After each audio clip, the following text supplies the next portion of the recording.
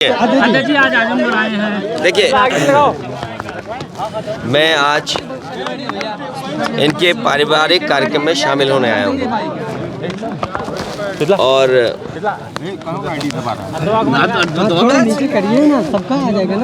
शादी का और पारिवारिक कार्यक्रम में मैं शामिल होने आया हूँ और बधाई देने आया हूँ परिवार को। ये इस गांव में कोई पहली बार नहीं आए और आजमगढ़ में पिछली बार भी जब मैं आया था तो एक शादी में आया था, अगर आपको याद हो, जून में। और लगातार समाजवादी पार्टी कार्यक्रम कर रही है और मुझे उम्मीद है कि आने वाले चुनाव में आजमगढ़ से ऐतिहासिक परिणाम आएगा। ऐतिहासिक परिणाम का इंतजार पूरे देश को भी है। उत्तर प्रदेश आने वाले चुनाव में सबसे बड़ी भूमिका निभाने जा रहा है और मुझे उम्मीद है कि जनता निर्णय लेगी और भारतीय जनता पार्टी का सफाया उत्तर प्रदेश से होगा। इसीलिए कई बार इस बात को समाजवादियों ने भी कहा और गठबंधन की तरफ से इस बात को कहा गया कि उत्तर प्रदेश से बीजेपी को हटाने का मतलब है देश से बीजेपी को हटना। 80 हराइए, बीजेपी हटाइए, इस नारे पे समाजवादी लोग लगातार काम कर रहे हैं। 80 को हराने के लिए क्या तैयारी है सर? पीडीए ही एनडीए का मुकाबला करेगा। पीडीए ही मुकाबला करेगा एनडीए का।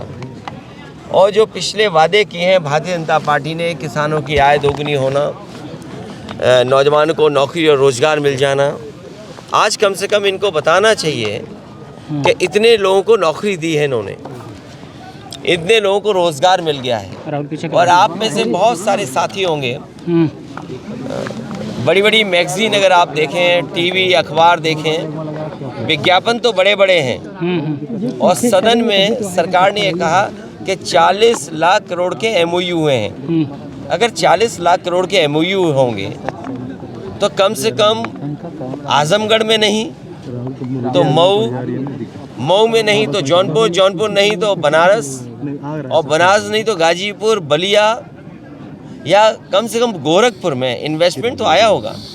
40 लाख करोड़ और on the floor of house कहा मुख्यमंत्री जी ने कि 40 लाख करोड़ के एमओयू हुए हैं और उद्योग लगने जा रहे हैं। जिस सरकार के 2 साल यूं ही गुजर गए हों, तीसरा बजट आने वाला हो और उसके बाद ज़मीनें चिन्हित कर रहे हों कि हमें जिलों में ज़मीनें चाहिए तब इन्वेस्टमेंट आएगा, तो जिस सरकार ने तैयारी नहीं की, मुझे नहीं लगता है कि इन्वेस्टमेंट आएगा।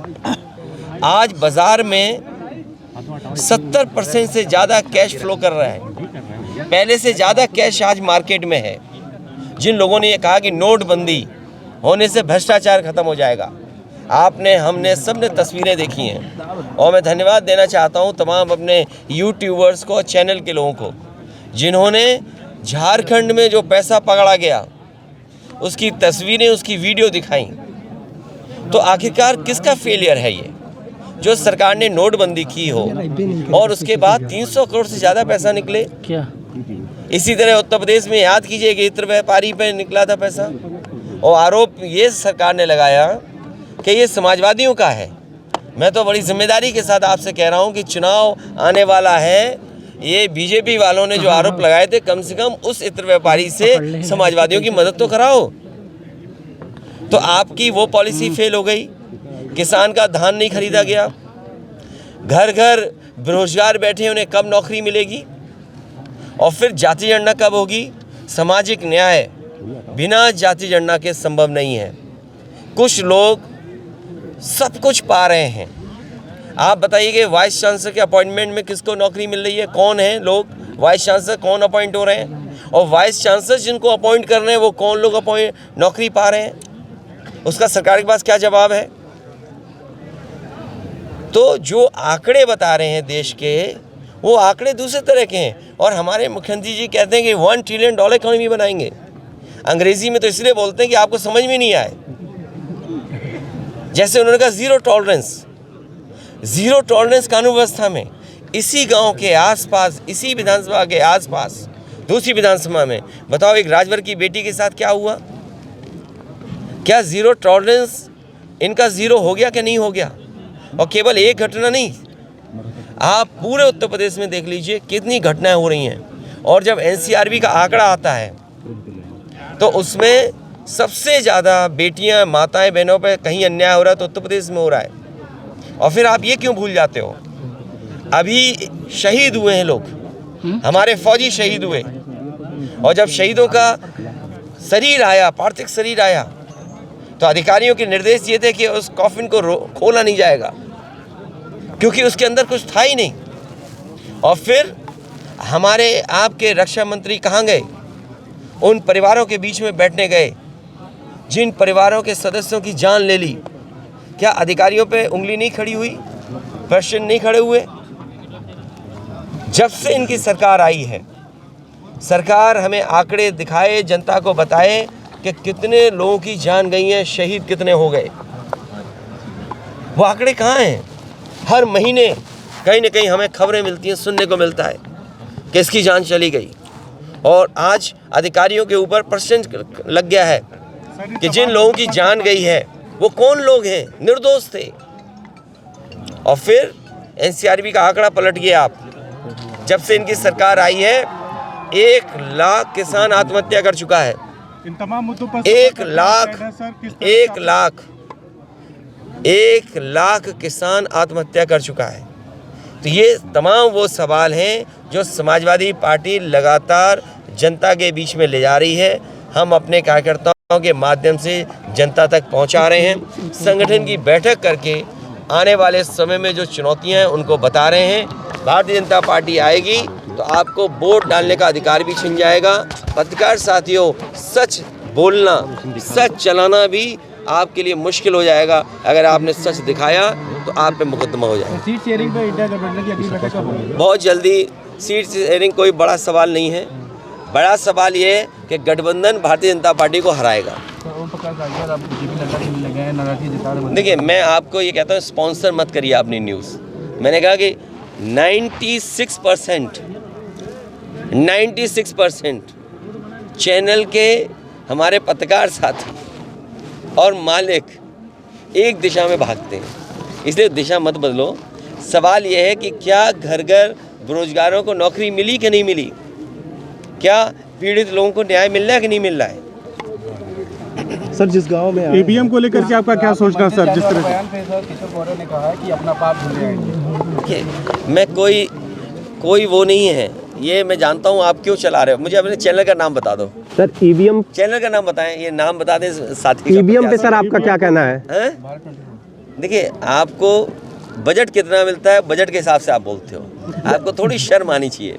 जब मैं ये बात कहूँ कि 1 लाख किसान आत्महत्या कर चुका है 9 साल में, तो उसका जवाब है कि आप भारत 24 पर, और जो कश्मीर में हुआ है, आप भरोसा दिलाना चाहते हो, भरोसा जीतना चाहते हो कि आपके फ़ौज के लोगों ने नहीं जान ले ली, निर्दोष लोगों की, सिविलियंस की जान ले ली।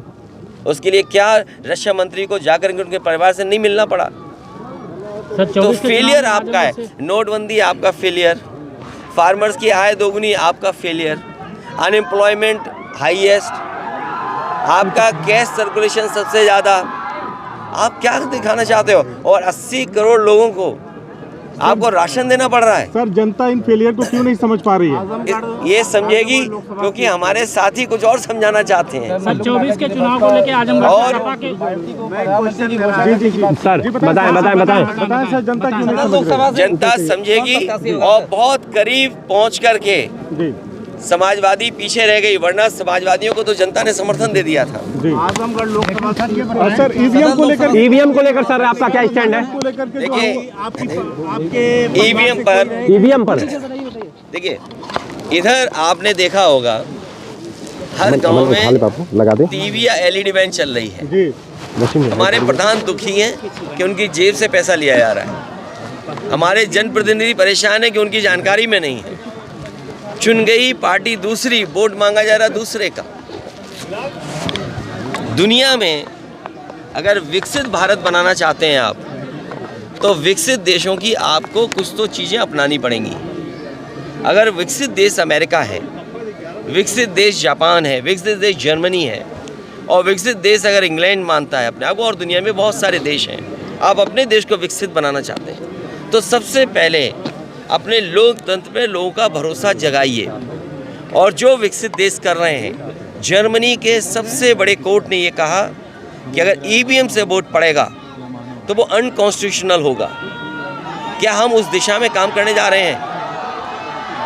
इसीलिए समाजवादी पार्टी का मानना है बीजेपी हटाओ, लोकतंत्र बचाओ, ईवीएम अपने आप हट जाएगी। सर 24 के चुनाव को लेके आजमगढ़ में सपा किसको लेके आ रही है? क्या दावेदार माइती जी को बना दिया जाए? तुम्हारा चैनल ही जाने किस दिशा में जा रहा है, इसके सिग्नल किसी और सैटेलाइट से कनेक्ट हो गए। बीजेपी सांसद निरहुआ ने बयान दिया है कि आजमगढ़ 24 में अगर अखिलेश आएंगे तो चुनाव लड़ने में मजा आएगा। किससे, कौन कह रहा है? बीजेपी सांसद दिनेश आजमगढ़ आज ही बयान। देखिए मजा किसको आएगा, मजा तुम तो नहीं लेना चाहते हो। नहीं सर, बयान है मेरे पास। अच्छा बयान है तो कोई बात नहीं, बयान अपने पास रखिए, रिकॉर्ड किए और खूब चलाइए आप। देखिए जनता तय करेगी। आप जिस पूर्वांचल एक्सप्रेसवे पे आते हैं, क्या उस गुणवत्ता से बना? आप में से जितने पत्रकार साथी खड़े हो, मैं फिर कहता हूं, और गूगल पे देख करके या वेबसाइट पे देख करके ऑफिशियल रिकॉर्ड निकालना। मुख्यमंत्री जी ने सदन में ये कहा कि जो गोरखपुर लिंक है वो 3000 करोड़ का बन रहा है। सच्चाई है कि वो 6000 करोड़ का है। तो सोचिए आप 90 किलोमीटर सड़क 6000 करोड़ की बन रही है, और कब बन जानी चाहिए थी, आज तक नहीं बन पाई। ये सवाल ही नहीं है आपके लिए। सर जिस गांव में आए हैं उस गांव की सड़कें बड़ी अच्छी सरकार बनेगी तो और अच्छी होंगी। सर मंदिर उद्घाटन से निमंत्रण आया है आपको? भगवान कैसे किसी का निमंत्रण नहीं आता, भगवान अपने आप बुलाते हैं सबको। आप जा रहे हैं? आप जाएंगे? भगवान, आपको पता है कि भगवान ने बुलाया हमें, और जब तुम्हें बुलाएंगे भगवान हमें भी नहीं पता होगा। तो अगर भगवान का बुलावा आ जाए तुम्हारे लिए तो क्या हमें पता होगा? सर खड़गे जी और सोनिया जी को बुलाया गया, बुलावा आएगा तो हम लोग जाएंगे। हम उसी परंपरा के लोग हैं, हम उसी परंपरा। सर एक बात बताएं, देखिए पीडीए के लोगों की कोई पूछ नहीं है। में जो यहाँ की आपकी स्थिति थी, वो एक संगठन को नहीं उसके बाद दिखाई दे रहा है। किसने बता दिया आपको? बिल्कुल सही, देखने में नहीं मिलता है। नहीं, और उससे अच्छा परिणाम आएगा इस बार, देखिएगा। जनता के मुद्दों पे समाजवादी पार्टी काम कर रही है, लड़ रही है, और आपको आगे आने वाले समय में परिणाम भी दिखाई देगा। सर निर्विवाद रूप से आप सबसे लोकप्रिय मुख्यमंत्रियों में से रहे उत्तर प्रदेश के, और सर हमें ये बताएं कि जिस तरह से समाजवादी पार्टी ने आपके कार्यकाल में काम किया, क्या फिर वो समय फिर से उत्तर प्रदेश में आने वाला है कि नहीं? तय करेंगे। और मैंने आपसे कहा कि गठबंधन हराएगा, बीजेपी हारेगी, और गठबंधन बीजेपी को हराने जा रहा है।